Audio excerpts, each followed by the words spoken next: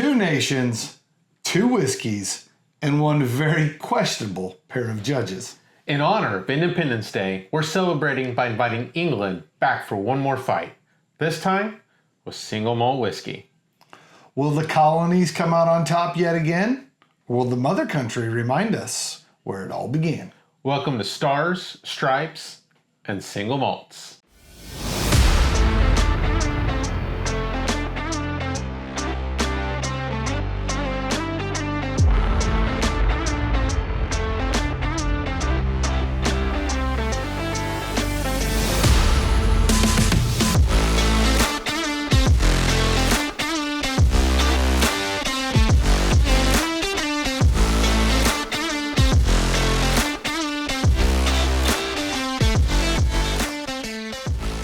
Welcome back, everyone, to the Noble Dram.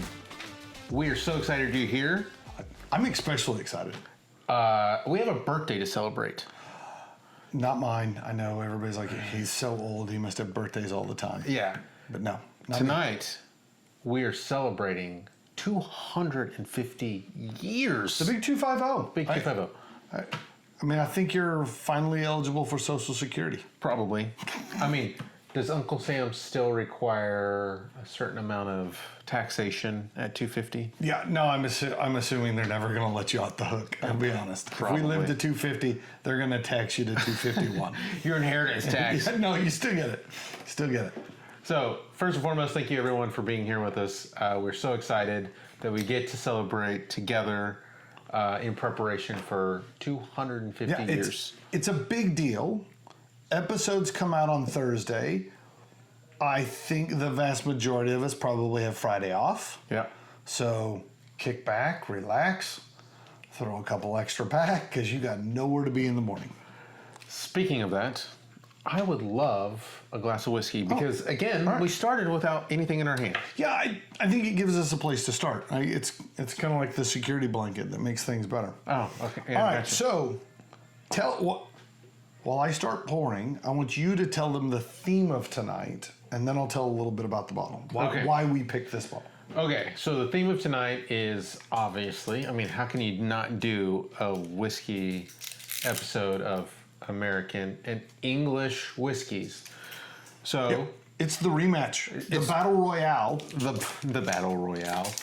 What are we, 007 over here? Maybe. Maybe. So tonight we're going to Probably be not the only time that comes up today, but we'll play on. So we're going to venture into American single malt whiskey and English single malt whiskey. Yeah, I think it makes sense to do American single malt and English single malt as opposed to putting a single malt against a bourbon. I know it is more commonly understood as that is America's whiskey, but we're trying to level the playing field, give everyone, I'll say, a puncher's chance. A puncher's chance. Are you punching up or punching down? Well, I mean, we are bigger. Oh, man. All my right, goodness. so the premise tonight is we needed an American single malt to go against our English single malt. So we're going to start. Reigning champ throws first, right? Reigning yeah, no, this is guy. just like golf and darts and everything else, right? Like you won the first round, you go first in the second round, right? So tonight we are sipping out of Westland Distillery out in the great state of Washington, ironically towards the end of statehood, right? In the grand scheme of things. And on that side of the country. I mean, not the farthest away from England. It's out there, right? It's getting pretty far. All right, so this happens to be the Garryana release, part of their Outpost range. This one happens to be the 9th edition, and we'll talk a little bit about that. Okay. This one clocks in at 100 proof. That's 50% ABV for all the Brits who are listening. And clocks in at an MSRP of $150. Now, good news, I managed to get a much better deal than that on this one. Good for you. You know what? Good for you. I found this one actually on a discount shelf, and I went over and asked somebody, I was like, hey, wait a second. I'm not sure that's supposed to be over here. And he said, You're right, but you did find it there, so I'll let you have it at a discount. So And then as soon as you left, they went in and... I'm sure they moved. They wouldn't. No, move the rest of this off of the shelf.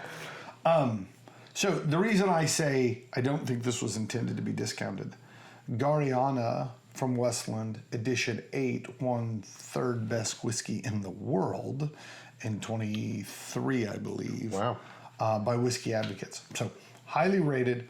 All of the releases, all the various editions have gotten quite a bit of fanfare and accolades.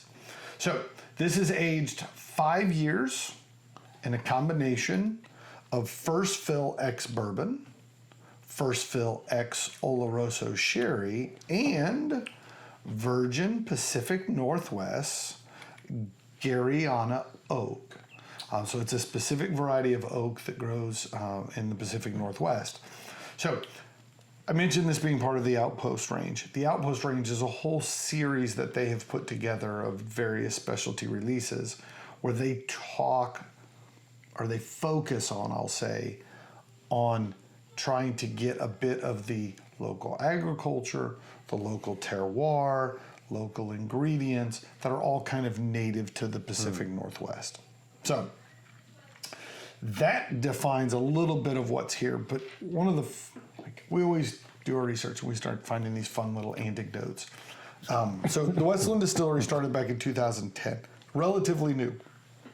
We've mentioned their name on previous episodes. Yep. We talked a lot about American single malts. They were one of the first ones to really come out and jump fully into that entire style of whiskey. We even, I mean, our Super Bowl episode was Yes. a Westland whiskey. So, where their fun little nugget of knowledge is that we actually mentioned them in an unrelated reference on a couple episodes ago because they are the big whiskey heist in America. That's right. So yeah, back in, like just not too long ago, a warehouse in Burlington, Washington, truck pulls up, they've got paperwork says we're here to pick up a significant amount of whiskey, 12,000 bottles, mixture of the Garryana Edition 10 and some of their standard releases, all of it supposedly heading to New Jersey. And several days later, New Jersey calls and said, we didn't get any of the whiskey, why didn't you guys ship it? And they said, what are you talking about? We put it on the truck. Yeah, and so somebody ran off with just shy of $1 million. I feel obligated to $1 million. Yeah, and it still unsolved to date. Hold on. You said you got this on discount? Yeah, no. I mean, let's just... This is edition 9, not edition 10. All right. I had nothing to do with the heist. Although I do have 11,000 other bottles I would be interested in selling you if you want some. No, it was kind of one of these. Like, everyone knows of the bourbon heist that occurred in Kentucky years ago, but this is kind of the latest big story to hit the bourbon world, or the whiskey world, I should say. Yeah, and as of today, the time of filming, I'll say. Still unsolved. They don't know who has it. There's question over whether or not they're going to be able to resell it here in the States. It's a difficult amount of whiskey to move, especially something like the Garryana 10, just because that one was an extra rare. This is a 5-year-old. That one actually is a 10-year-old. And they ran off with, I think, 48% of all of the Garryana 10 that was ever made, right? So it's not just that they sold something that's really rare. They stole a lot of it. So it's going to be really obvious when you show up and say, I've got a couple cases of this I'm trying to move. People are like, wait a second, that seems odd. Well, we may have to do the Noble Dram Unsolved Mysteries. Ooh. And we really start digging into this. We do love a good television show themed episode. Yeah. We could do an Unsolved Mysteries. I love it. I'd have to go back and rewatch some old episodes of Unsolved Mysteries just to remember what the show was all about. I can just I just remember Dumb and Dumber, right, where they're talking about, in the movie, they're like watching Unsolved Mysteries or something. Right. I can't remember. I have to go back and watch it, but I just think of us being the Dumb and Dumber, trying to solve this. Yeah, I think bumbling idiots would probably classify our detective strategy. Maybe. Okay, I think I want to play a game tonight. All right. You okay with that? It's a holiday weekend. I think games and festivities make sense. Okay, all right. Let's do it. So, the game that I'd like to play is the Battle of the Georges. So, I think I know why you did this. why is that? I'm just Would you gonna like me to tell you, or you want to guess? No, you tell. In case I'm wrong, that way then I don't have to admit it. So about somewhere around 250 years ago, there were a couple of Georges that had maybe a disagreement. A beef, if you will. Ooh, that's a good one.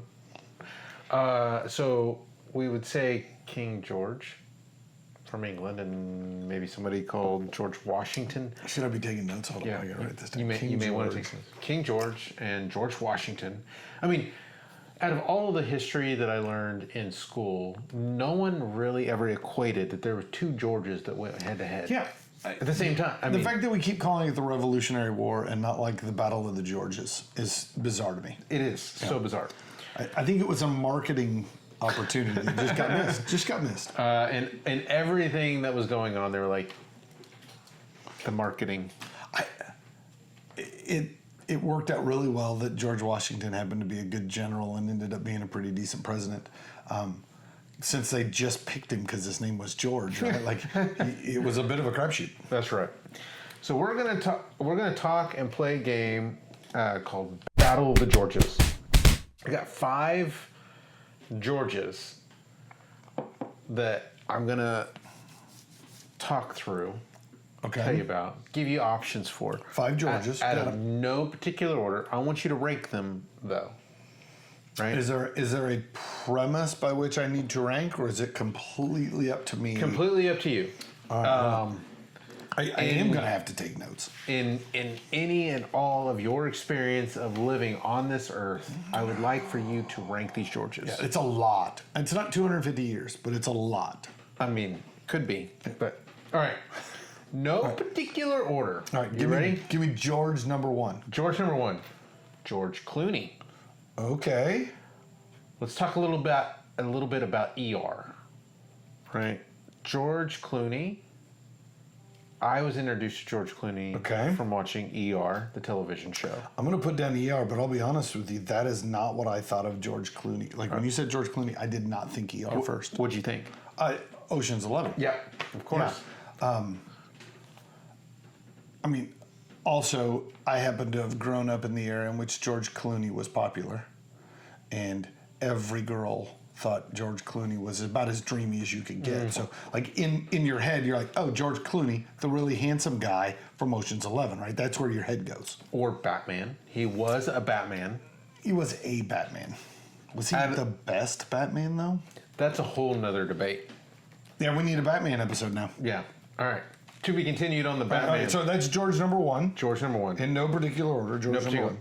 George number 2. George number 2. George Strait.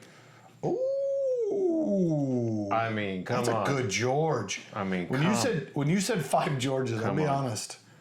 George Clooney wasn't in the list I was running in my head, but George Strait absolutely was. I mean, we are in Texas. Yeah, I mean, I don't think you can be a country music fan and not just absolutely adore George Strait. All right.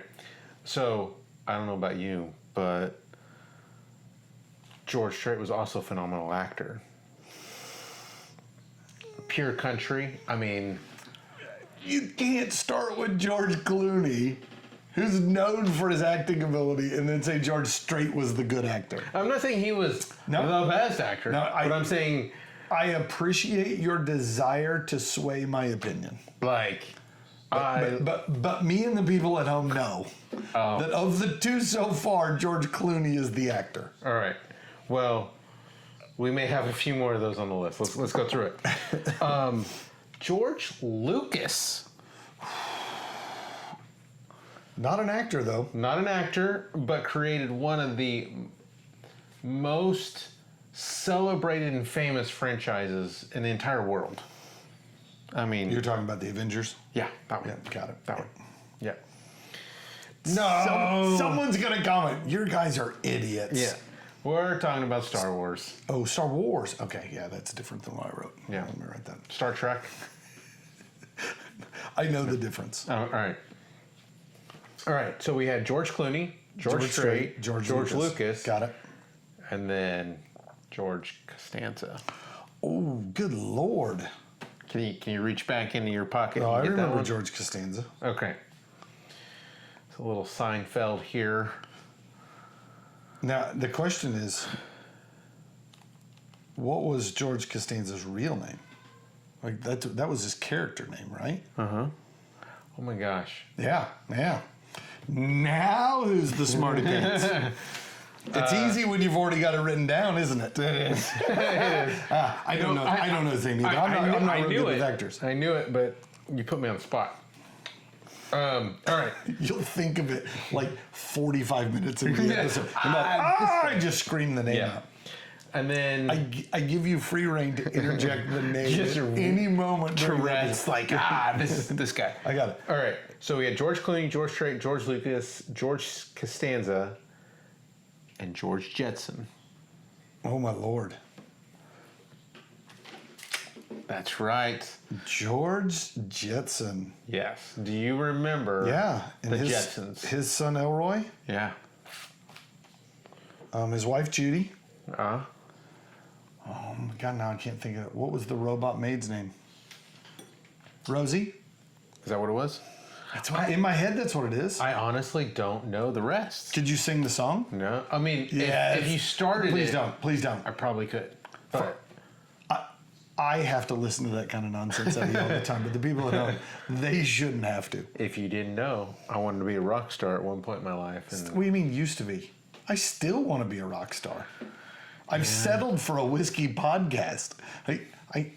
If you need a guy to sing shitty backup vocals in a rock band, I'm quitting my job tomorrow. I'm ready to go. let's do it. We'll create I it. keep a pair of leather pants in the closet at all times just in case. He doesn't just keep them in there. Let's just say they get broken. All right, so these are my 5 I have to work from. You have to work from those 5. George Clooney, George Strait, George Lucas, George Costanza, and George Jetson. In no particular order, I want you to rank them. Well, okay. I feel like it's going to be easier to start at the bottom and work my way up. Okay, so we're going to start at number 5. Number 5, I think inherently you have to go with the fictitious people. Do you? And a cartoon is more fictitious than a character on a TV show because he's doubly fictitious. He's a character and made up version. So I'm putting George Jetson at number 5. I will say George Jetson was kind of at the end of when like Dad was still the good guy on cartoons, right? Like sometime after the Jetsons, like Dad became the bumbling fool on all television shows. And so I will say I appreciate the fact that George Jetson wasn't a buffoon. Although he could never figure out how to use anything like technology-wise, which is pretty indicative of everyone's. I was going to say, right? yeah. I mean, that's All right. especially Dad your age. Number 5, George Jetson. All right, Right. so number 4, it gets a whole lot tougher. I will say George Costanza always holds a special place in my heart because of his desire to be an architect in Vandelay Industries, right? That somehow has created this stigma that being an architect makes you cool. Maybe not so much. Certain people might think so. No. Architects absolutely think they are cool. With their pipes and vest, jacket, sweaters. I get it, right? Drinking whiskey clubs, all those things. Yeah, I think architects personified this idea of what a college professor would want to be like. Right? I feel like it kind of feels like the same group. I feel like the trifecta or thereabout. a college professor architect in architecture. I mean, That's pretty good. That's pretty good. Can't argue with that. But here's what I'll say. George Costanza, also not a real person, so I think real Georges have to win over faux Georges, fake Georges, if you will. So, but I will say he comes in at number 4. All right.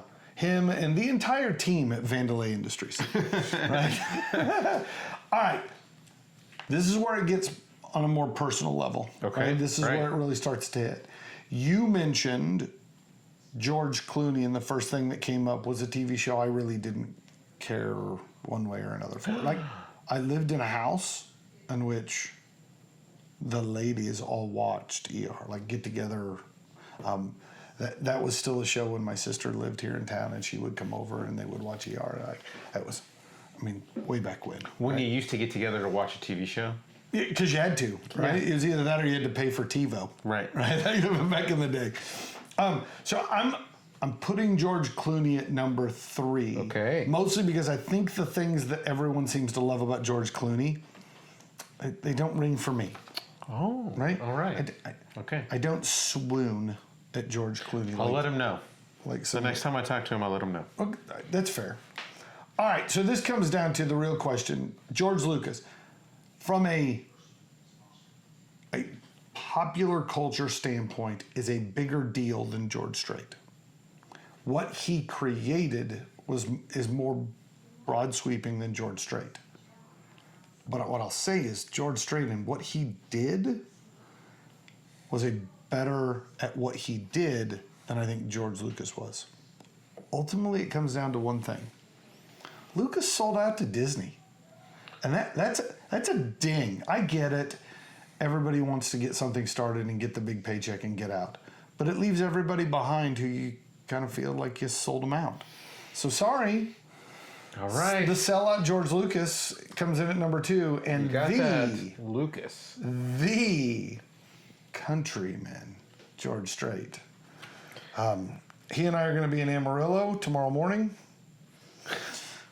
Coming up from San Antonio. I've been trying to think about ways to put lines from songs. Where the sidewalk ends and the road begins? I'll just say this. He released a greatest hits composition of albums. Not one, because there was more than would fit on one CD. And it was 50 number 1 hits.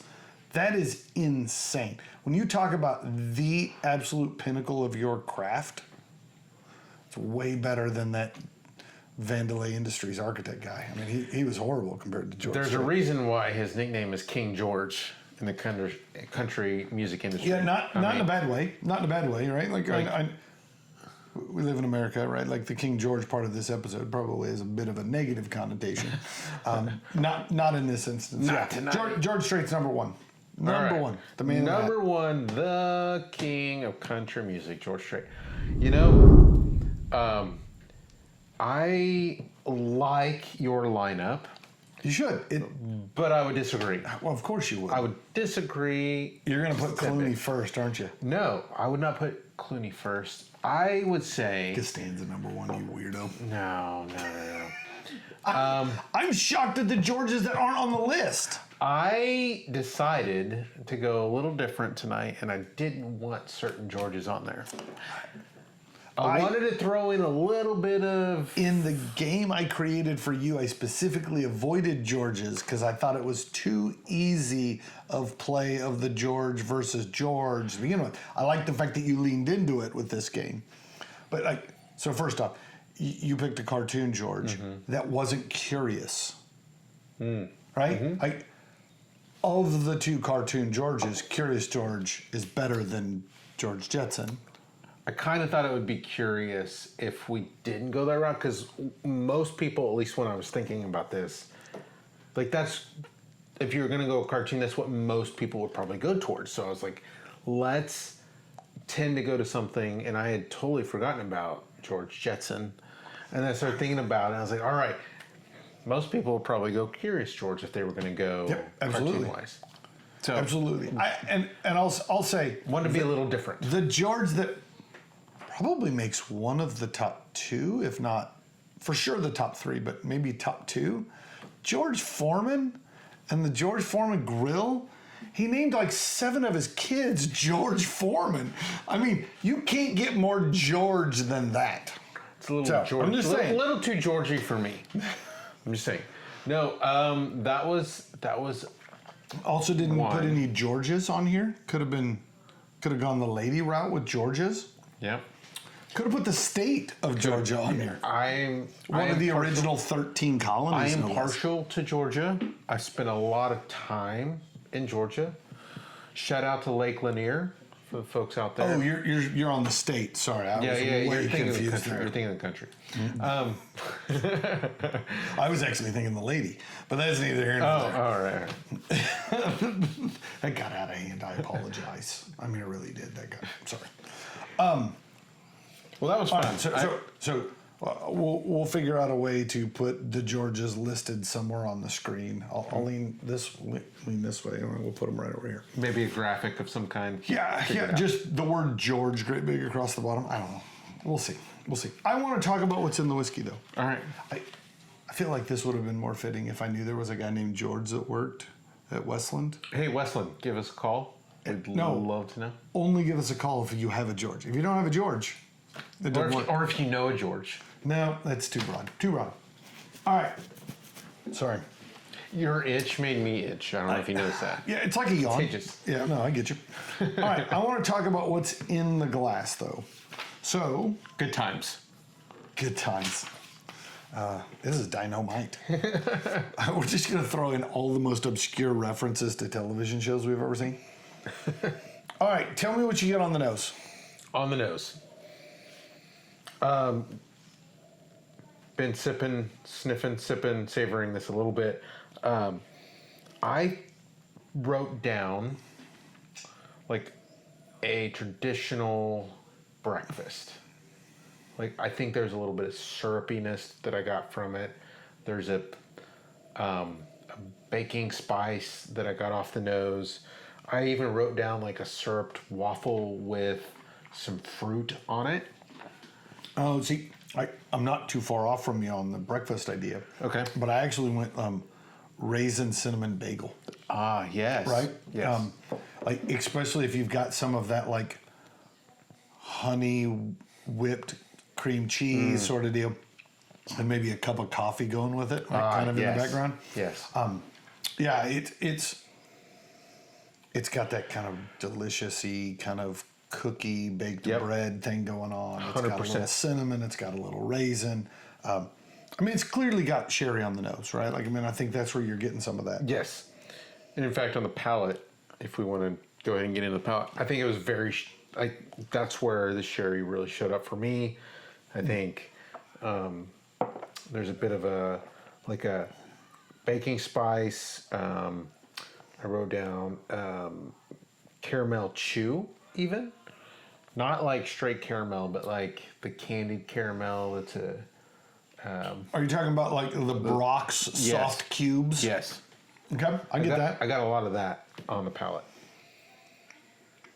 Yeah, I mean, I think classic baking spices still show up, right? I get a little clove, a little nutmeg, cinnamon, that kind of stuff.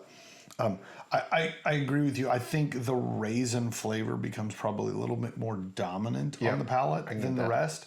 But I still think there's a bit of that gooey bread kind of thing. Like, is this? Now, I'm a guy who likes raisins in my bread pudding, right? Like, I get it. Not everybody does, but to me, like, raisins in bread pudding with a little bit of that kind of caramel drizzle over that, like, all that thing, all the stuff you're talking about, I get all that. I think you accidentally said it, but when you said it, raisin brand or. Yeah, I was saying raisin bread, right? But like when we were, like the raisin bran muffins, like Mom used to make. Yes. Oh, next time I see Mom, I want her to make raisin bran muffins. Next time I see your mom, yeah. Yeah. For sure. Mom, send us a box. You should have the address somewhere. But on the finish, I think it changes. But I want to hear your thoughts on where the finish goes. On the finish, I think that it is medium to long. I think it lingers a bit. I think there's a slight spice that shows up, and maybe that's the baking spice. But I think there's a little spiciness to it. And then, dare I say it, there's a little, maybe that spice turns into a little bit more of a smokiness to it. So I think there's not that it's heavily smoky by any means, but I think there's a little, that spice might turn into a little toasted, almost like a campfire-y, but not a true campfire, but just like you're on the 10 feet away edge of a campfire. Yeah, I think I'm hesitant to say smoke. I think I get more oak char. Right? It's there is a distinct oaky kind of spike that hits right after you finish the sip and right at the beginning of the finish.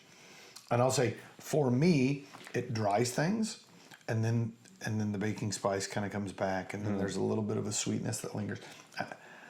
I'm going to say medium finish. You said medium long. I think it's probably a little shorter, but who's comparing? Certainly not a quick finish, right? All of the things that happen pretty quickly, and then it kind of lingers. Yeah. So, yeah, I don't want to sway your number, so I'm going to cover mine because I wrote my number down. All right. Give it a number. All right, I got a number. Tell them your number. 86. 86. Dang! Yeah, I mean, I think for me, this is a solid sipper. I mean, if you like a Speyside Highland sherried Scotch, this has got a lot of those things. What I liked, though, is it's actually got a little bit of stuff you typically see more in bourbons. Yep. I'm assuming that's that virgin oak, right, showing up just a little bit. It's got a little bit of that kind of charcoal char. It's got a little bit of that honey. It's got a little, like, those things that sometimes tend to be a little more subdued in Scotch single malts. This has still got going on, and I like that a lot. What I liked a lot about it is, for an American single malt, there is some differences to it. It's kind of stands on its own, which I really enjoy. I think it's a solid sipper. It's something that I really want on the shelf, and so if you know somebody that has the 10th edition out there and would like to sell a bottle, or a guy who has several thousand bottles and he might be trying to offload a dozen or so, right?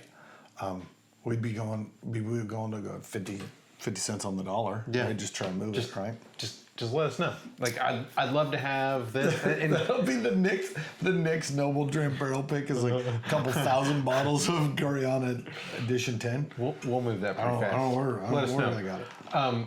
No, but what I would say is I'd like to taste this against the other versions of it, the other editions, to really see the nuances between all of them, or at least another one. I think that would be fun. I will say, I think it's pretty obvious why these guys have been winning awards with this release. It is a fun twist. I like the heavy bourbon influence. I like the heavy sherry influence. I like this kind of char that shows up from the virgin Garryana oak. Everything about it seems to just come together really nicely, especially for a 5-year-old whiskey. There was nothing youthful about this.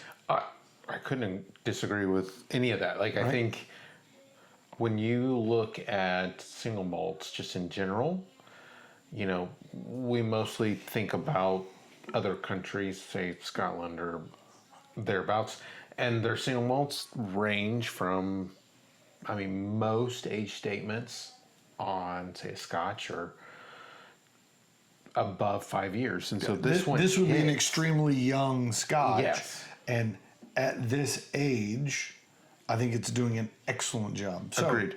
So if you haven't had a chance, go out. I'm trying to make it so everybody can see this, because the label wraps 3/4 of the way. Vanna White that. Yeah. No, go out and get you one. And if you can find it on a discount rack, absolutely buy this one. And if you find edition 10, let us know. Yeah, shoot us a message. We'd like a bottle. All right. My favorite time. What's that? We should recap a little bit. America came out with a really solid volley there, right? Big swings. In the slugfest that I'm expecting this to be, America landed a pretty solid blow to start the episode. Uppercut to the jaw. Oh yeah, no, cracked them good. Yeah. All right, so I think it's only fair we turn the floor over to the Brits and let them have their rebuttal. Yes. Are we ready? I'm ready. Are we ready? I'm ready. All right. Are we ready to rumble? Is that what you're asking? I'll probably get in trouble. That's probably trademarked. We're ready to pour. Don't tell anybody we said that. Ready to pour. All right, let's do it. So, the heavy hitter for England, one of the originals. Oh, we're going old school. We're going old school. We went very new school here. I like that we're going old school. We're going old school.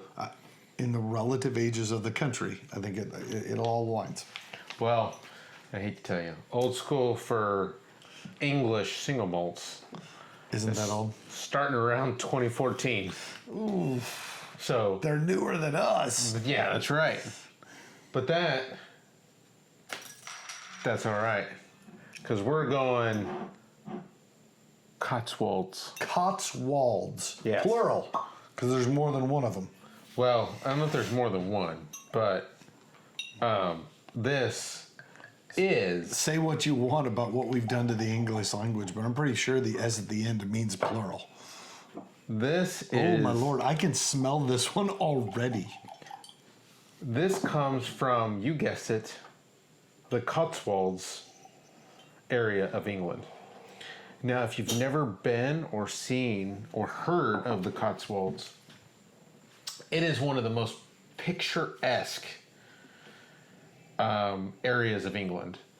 If you've seen or thought about a countryside in England, most chances are it's from the Cotswolds. I have traveled in and through it, and it is absolutely amazing. What do they call the people from Cotswold? Are they Cotswoldians? Waldsies. Walds. Cotswolders? That's a good question. I don't really know. I didn't live there, but I did travel quite. You can bring it over here. It won't hurt anything. Leave it right there. I like the fact that you picked a green shirt to go with a green label. That's that was right. really touching. I picked a red, white, and blue shirt to go with my red, white, and blue label. You know what? Cheers to that. Cheers. Like, we thought pretty hard about that. You guys at home think we're just going willy-nilly up here. And the truth is, we dumb luck into this stuff from time to time. All right. Tell me a little bit about this whiskey, because I've already started sipping, and it is not like the first bottle. It is not like the first bottle. So this is grains grown in the Cotswolds. So it's kind of that grain to glass whiskey. Yep. Yeah, not too dissimilar to the mindset that goes on over at Westland. I like it. This is matured in peated barrels. So I'm expecting... that actually kind of computes a bit. So it's not peated grains. Right. But been aged in an peated, I'm assuming Scotch? Do we know? That is true. It is Scotch, and for our knowledge, it's probably an Isla barrel. That would make the most sense. Makes the most sense. Yeah. I don't know that for sure. Some research leaned that direction, and some didn't quite say. So yes, peated quarter casks. So in a future episode, hint, hint, coming up soon. Actually, would have been last week, I think. No. The barrels? Well, barrel is last week. Yep. Peat is next week. I mean, this is beautifully sandwiched between the two topics. Right there. So you'll find a little bit more about peat, and you'll find a little bit about barrel if you check out those two episodes. This is clocking in at 59.6%. Yep. No, it's got that for sure. AKA in the American world, 119.2 proof. So we went from, was this 100 proof? Yep. Dead on, one honey. One honey to honey 19.2 on this one. So to talk a little bit about... I feel like you should have given that in the English proof, which was the times 1.73 something or other. So, I'm not an engineer. I get it. Math is hard. Math is hard for people like me, all right? We like things pretty. We rely on the engineers to... Listen, I'm an engineer, and times 2 is way better than times 1.7 something or others. I like to make it easy. Obviously, this is located in England.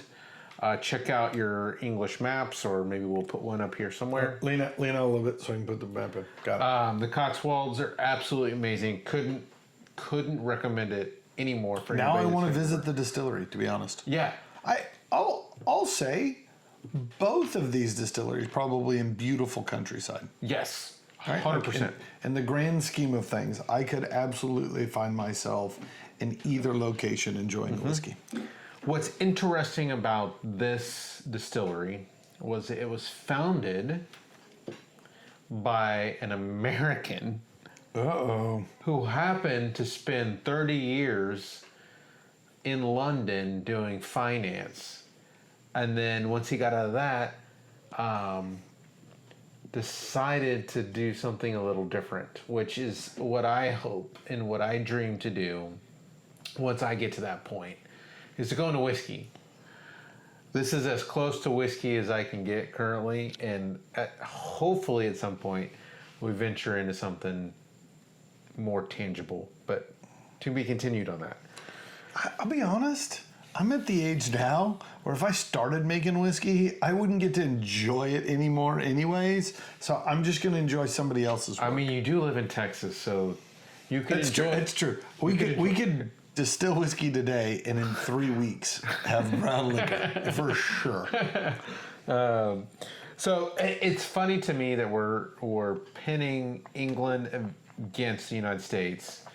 Why is that funny? This is literally the premise of the Revolutionary War. Except for the English whiskey was started by an American. Hell, America was started by the English. I feel like it's a fair trade. I mean, I feel like it's a fair trade. So on it. So that's just kind of a brief history of really the overall distillery. They've started in 2014. Obviously, when you start a distillery, you're probably venturing into gins and other spirits before you really land the whiskey as it's aging. Some cool things about them. If you've ever thought about crowdfunding distilleries or breweries, I've been a part of some of that in a brewery in Scotland before. I believe they've done some crowdfunding to expand. They have. We can own a little bit of the Cotswold. I don't know. If Cotswolds. You I should pluralize that. Yes, there's an S there.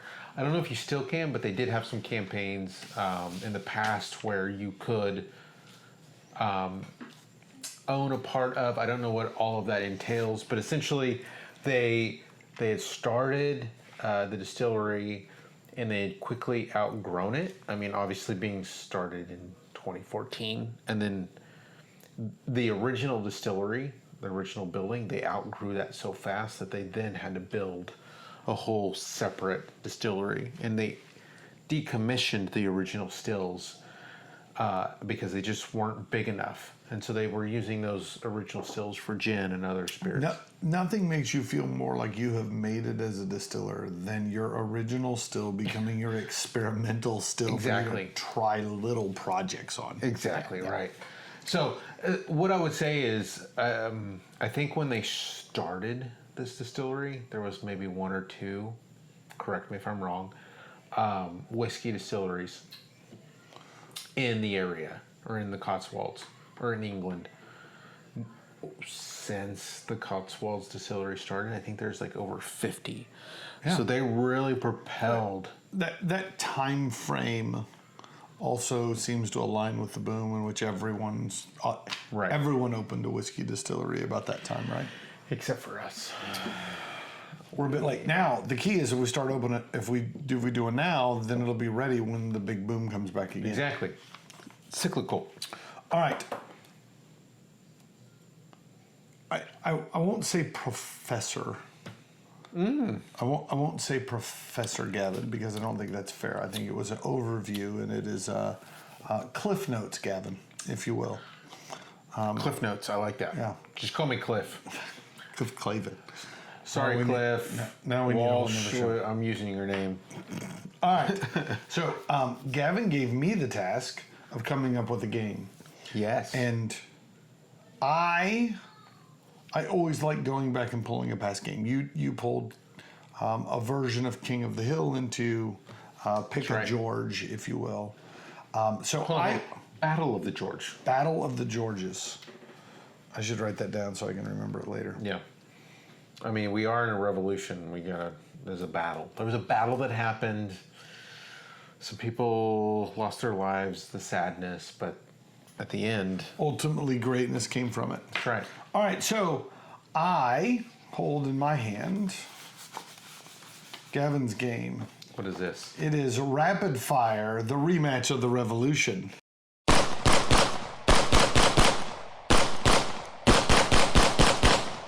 So if you don't remember the rules of Rapid Fire is a multi-round game in which Gavin is not allowed to give this any deep thought.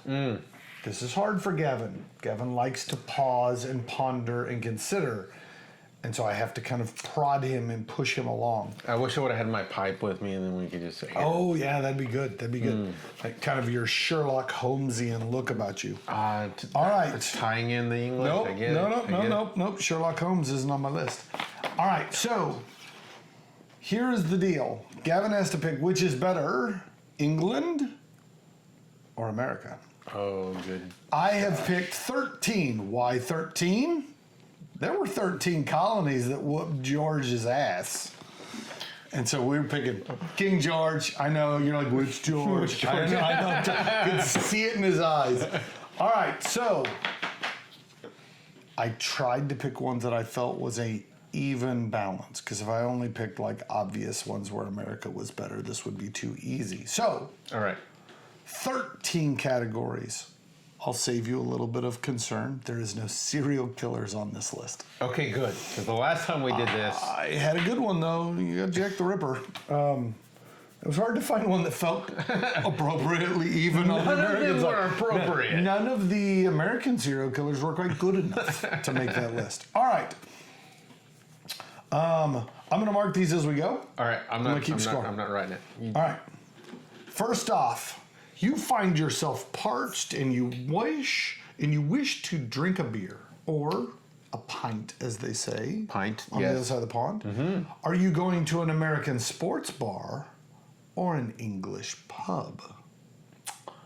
I would go English pub. English pub. All right. In that English pub, you sit down to read a book from a classic author. Mm-hmm. Are you reading Mark Twain or William Shakespeare? Oh, goodness. I know. That one's tough. I got some good ones in here. Shakespeare. Shakespeare, 2-0 English. While you're reading this book, you find yourself peckish and decide to grab a bite. Are you having classic American cheeseburger and fries? Are you eating fish and chips? This is so unfair. Yeah, I know. They both have fries. So just so we're on the same page. Chips, fries, same thing. Beer battered fish or greasy cheeseburger? Beer battered fish. Oh, man, 3-0. All right, you finished your cheeseburger, or you finished your fish and chips in this instance, and you're like, man, that was tasty. I need just a little sweet to finish my meal. Okay. Are you asking for the apple pie or the sticky toffee pudding? Apple pie. All right. 1-3 Americans. We're getting there. So afterwards, you decide you're going to go catch a flick, and you're thinking to yourself, I wish there was a secret agent movie. Oh. Are you looking for one with the infamous Ethan Hunt from the Mission Impossible series? Or are you looking for Mr. 007, James Bond? I'm a 007 fan. Oh, Daniel Craig. One for the Brits so far. I mean. All right, so. But to be fair. No. This is rapid fire. You don't get to explain this shit. He's Scottish. So here we go. All right. Afterwards, you find yourself walking the streets and you realize that there's a match on the telly. Ooh, the telly. Yes. All right? Mm-hmm. So far, you're in England, not in America. Yep. And you're watching heavyweight boxing. Okay. Men at their prime. Are you leaning towards Iron Mike Tyson or the Lion Lennox Lewis? Give me Mike. The question is, does he know boxing? Give me Mike. All right, Iron Mike Tyson. You know that those two actually faced off in Lennox Lewis won, just FYI. All right. So you find yourself in need to get to the other side of a waterway. Okay. Do you wish you were crossing the London Bridge or the Golden Gate Bridge? Classic architectural icons. Well, the London How say Bridge you? is not even in London anymore, so there's a bit of that. I think it's in Arizona. It's in England. It's not in Arizona. I think it's in Arizona. I'm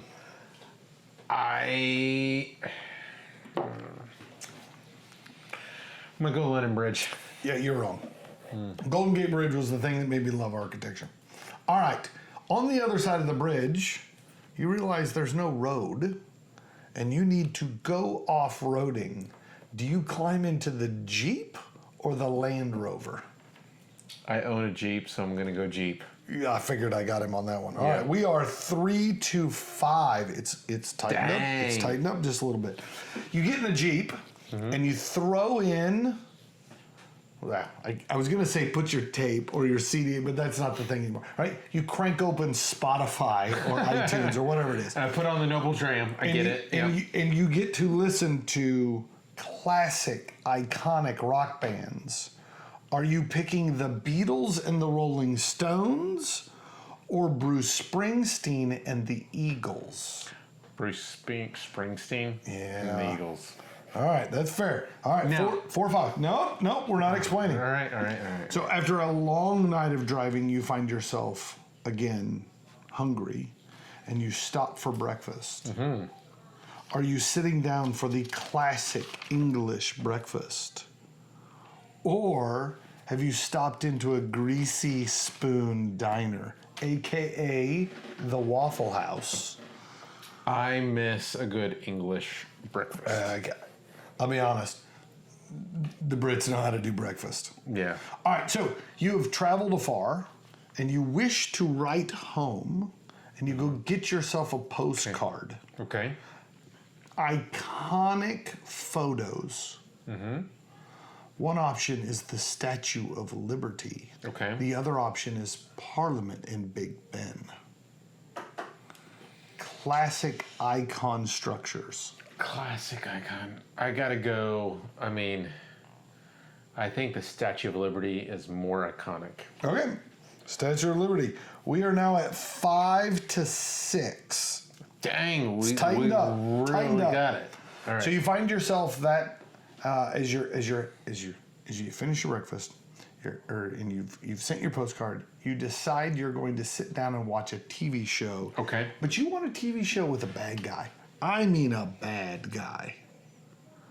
Are you watching fictitious villain Tony Soprano from The Sopranos? Or are you watching the fictitious villain Tommy Shelby from the Peaky Blinders? If you know me, You got the hat. I you get it. know I'm a Peaky fan. I get it. I felt that's where you were going to go. I actually did not wear it tonight, but I have a Peaky Blinders actual hat. All right. I feel like we're fighting a losing battle, but that night you get the opportunity to spend the night in the royal home Are you at the White House or Buckingham Palace? Give me that Buckingham Palace. God, man. There is no doubt. If you've been to Buckingham Palace versus the size of the White House, it is insane how big Buckingham Palace is. What you're saying is size matters? Size matters. It's the only thing that matters. I mean, you can only sleep in Louise. one room at a time. I'm just saying. Jeez Louise. All right, not the way I'd have split it, but Gavin says the mother country lets us have it in this round, winning 8-5. Not even as close As as the Super Bowl championship. I expected a 7-6 split. I feared it would be England 7-6, but that is rematch of the Revolution. That was fun. That was fun. It was fun. I'll be honest. I started with that, and I thought there are so many classic cliche kind of things. Drive on the left side, drive on the right side, Right. drink coffee, drink tea. I said, I need to stay away from those. I felt compelled to put cheeseburger, fish, and chips, right? Like, because there is very little that you would say is more quintessential in either world. But yeah, that was a lot of fun. I'll be honest. I said, let's do 13, and I probably had 22 when I was all said and done making my list, and I got to pare down to those 13. Well, which is you fun. did 13, I did 5. Like, I mean, Yeah, no, I'm better. There's no argument. what I will say is, you may have had more. I think mine were more. Yeah, but you said size matters. Got him. I mean, in that instance, you And did. if you're gonna throw that around, USA. Just saying. Fair. I mean, basically, Everyone England- says how huge we're huge. Oh my God. That's the worst Donald Trump impression ever. All right, here we go. And in doing so, I spilled whiskey all over the counter. At least Oh wear my it. God, it smells good. If though. you're gonna spill it, wear it. No, I've got it all over the place. All right. Shall we talk this whiskey? Yes. All right. Let's talk. Here's where I stand. I will say the nose on this one is much softer than I thought. When you first cracked it, I picked up peat in the air. I really did. But as I put my nose into the glass, it actually got much softer, and the peat kind of disappeared on me. I'll say more, and I say light fruit. I'm thinking like pear, like almost tough to smell, but there's just a hint of sucrose sweetness to it, right? And then absolutely getting that kind of malty shortbread kind of thing going on. Yeah, I will say between the two, one couldn't have been more potent of nose, and one couldn't have been more subtle of nose. Right? However you like it. However you like it. You can score it differently, but the truth of the matter is this one's light. This one, I think on the nose smells a bit lighter, right? But I think once you get it on the palate, Yeah, it's hard to avoid the peat. yes. Yep. No, then the peat becomes more obvious. And I think that peated cask really starts coming out. Slight smokiness really starts showing up. I will say the part I found most amazing is that the nose didn't carry a ton of peat until after I'd taken the sip. And on the palate, the peat shows up in a very big way, right? Running all the way through the finish. And so what I really was shocked by, although yes, going back to the glass, you do get a bit of peat on the nose. As big as the peat is on the palate and the finish, the peat is still really soft on the nose. Yeah, Right? agreed. In a grand scheme of things. Yeah, I'll say on the palate is where the proof hit for me. Yes, I agree with that. Right? It is on the nose. I would have had a hard time telling you which of the two was higher ABV. Right? On the palate, there is no question that this one comes in hotter than the Westland. Gives you a little tongue tingle. It's got that spicy kind of zing. I'll say also, and this is where those non-peat drinkers are going to go, like there is a distinctly medicinal kind of sulfury note that shows up on the palate and at the beginning of the finish that first I like. I really like it. But I understand why some people don't. But yeah, the peat shows up in a very big way on the back half of the palate and into the finish, for sure. I think that peat for me shows up at like almost like a grilled fruit note. I think it's fruity, but it's grilled or smoked. It's not. When you say medicinal, I tend to think like iodine almost. Yeah, Band-Aids. Band-Aids. Yeah, there's a little more on the finish than on the palate, but yeah. I don't get that quite so much. I get the pea smokiness of it, but to me it doesn't show up like a traditional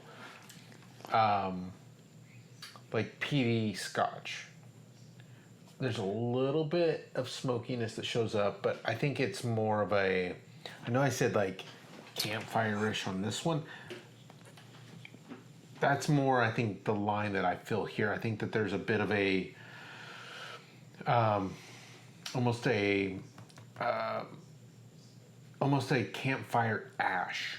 Not like you're in the smoke of it right away. It's like, it's lingered. It's almost more like you show up the next morning and Yes. you're taking a shovel to make sure the Yes. fire's out. And you're just kicking up ash dust in the air and you can kind of taste it. Yeah, I'm with you there.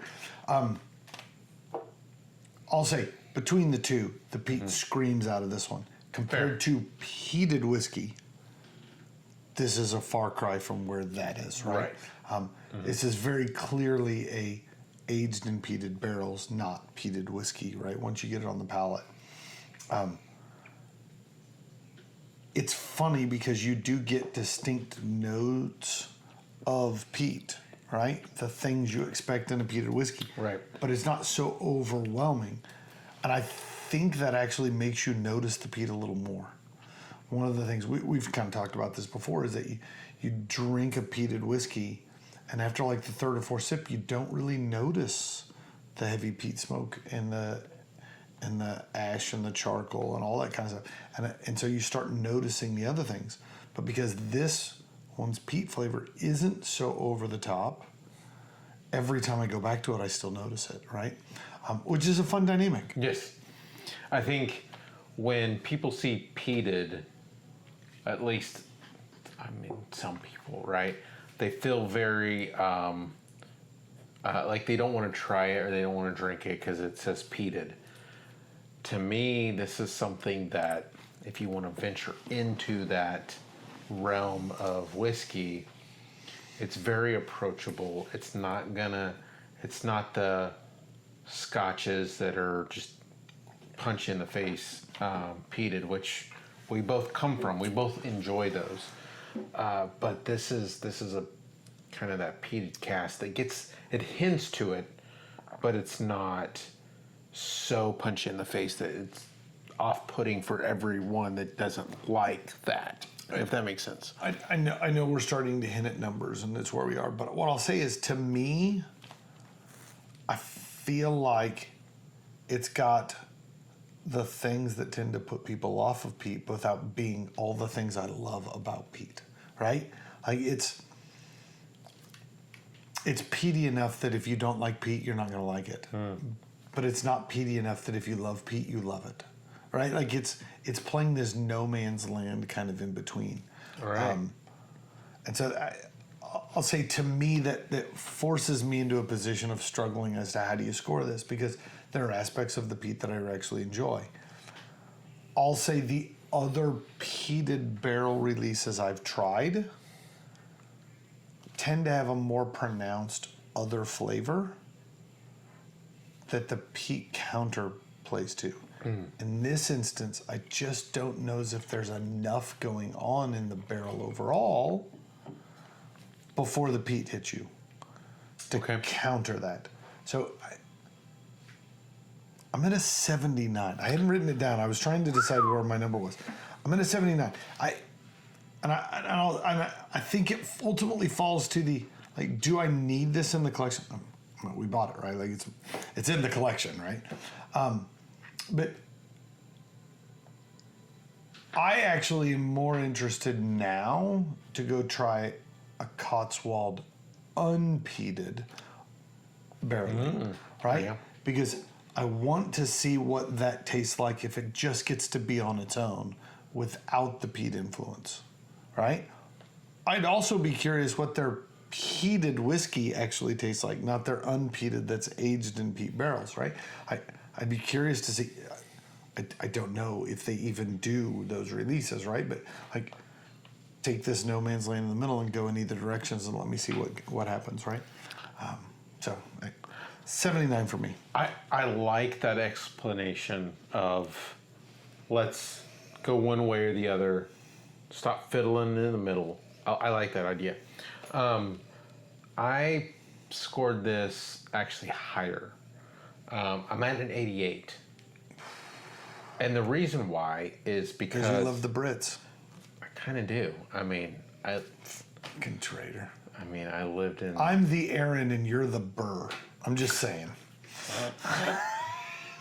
I mean, my name is Gavin, which I mean is Welsh. So Yeah, that's part of the UK, or I don't know how the Britain, England, UK stuff breaks down, but it's part of the kingdom, the British Empire. I'll tell you about it later. But yeah, I'm at an 88, and I think because it is when I think about ex-peated barrels and whiskey, like this just for me is just different enough that I feel like it fulfills something different. It puts it a little different than, say, this. Yeah, it distinctly defies categorization. Yes. Because it is different in every way. Yes. I'll concede that. I still think your number is way too stinking high. Of course you do. Of course you do. But I think that it's something that I do want on my shelf. I think it is something that it flirts in the middle between a non-peated whiskey and a peated whiskey. It's kind of that middle ground. And I think when you think about having something on your shelf, and if you venture into bourbons and like that, and you venture into scotches and you like that, this is somewhere in the middle. And then, well, what I would say is peated scotches, right? Because this is an ex-peated barrel. So it's kind of that no man's land. I think that's what you mentioned. It lies in that something that I don't currently have on my shelf. Like I don't have an ex-peated barrel that tastes like this. The curiosity of a bottle, I understand. It's a Curious George. So here's my question. Let's throw a different dynamic to this. All right. Knowing that the MSRP on this bottle was $150, I'll let a secret out. I paid about $75 for this bottle. I got a hell of a deal. Not arguing with that. Inversely, I don't know what the MSRP for the Cotswolds bottle is, but when I went in, I paid $48 for that bottle. Does that make you feel more confident in your answer? I don't know what the MSRP on the bottle is, right? Like I didn't go look up what the manufacturer says. I just know the store I bought it at. I think it's whether that was them trying to get rid of it or not. 50 to 70. So I think you're right around there.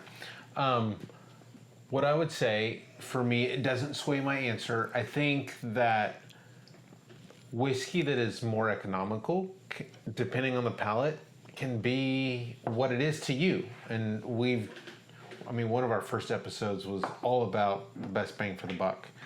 And just because it's cheaper, does it mean that it tastes better?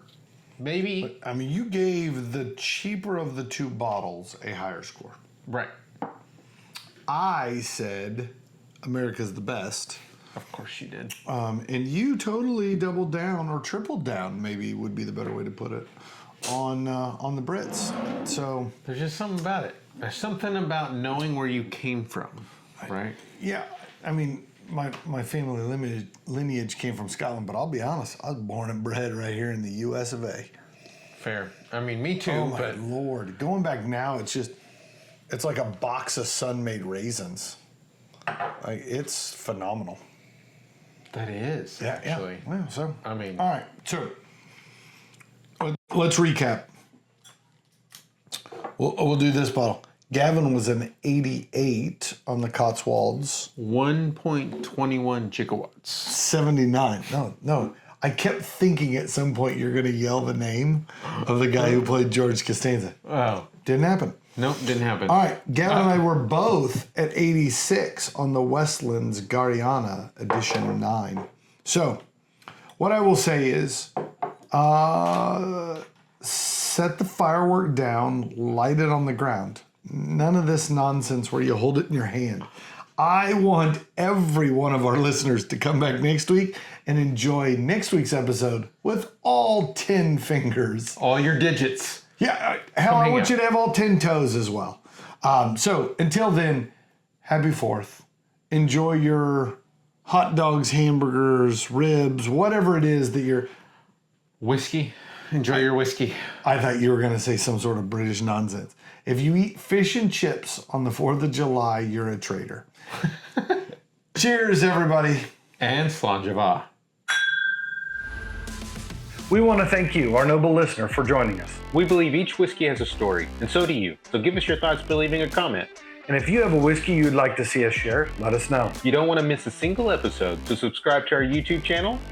And make sure to like and follow us on Facebook, Instagram, and TikTok to stay up to date on the Noble Dram. And if you find watching us difficult, you can always listen to each episode on Apple Podcasts and Spotify. As always, be noble And enjoy your dram responsibly.